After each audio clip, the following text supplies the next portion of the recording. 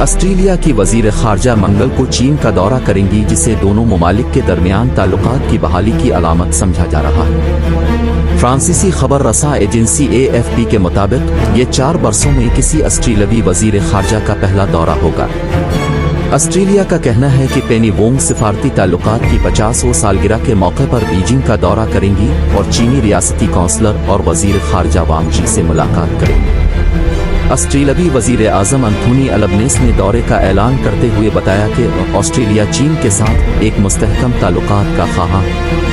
ہم جتنا ممکن ہو سکے گا تعاون کریں گے اور جہاں ضروری ہوا اختلاف بھی کریں گے۔ آسٹریلوی وزیر خارجہ نے آخری بار 2018 میں بیجنگ کا دورہ کیا تھا، جس کے بعد دونوں ممالک کے درمیان بہترین تعلقات کشیدہ ہو گئے تھے۔ دونوں ممالک کے درمیان سیاسی اور اخلاقی مسائل پر اختلافات نے زور پکڑ لیا تھا، جن میں خاص طور پر بیرون ملک چینی اثر و رسوخ کے لیے کارروائیاں، سنکیانگ، ہانگ کانگ اور تبت میں بڑے پیمانے پر انسانی حقوق کی خلاف ورزیاں شامل۔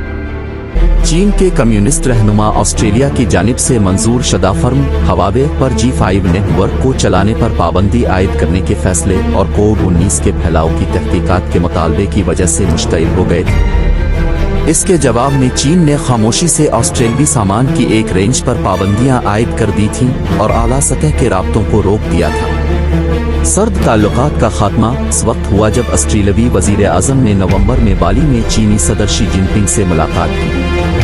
تاہم اقتصادی پابندیاں تاحال برقرار ہیں اور آسٹریلیا نے واضح کیا ہے کہ وہ ان کو ختم کرنا چاہتا ہے۔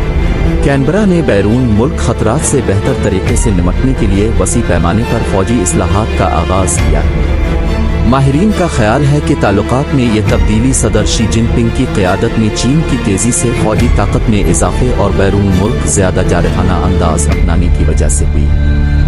چین آسٹریلیا کا سب سے بڑا تجارتی شراکت دار ہے اور آسٹریلیا اب بھی بہت سے دھاتیں اور معدنیات فراہم کرتا ہے، جو چین کی شاندار اقتصادی ترقی کے لیے ضروری ہے۔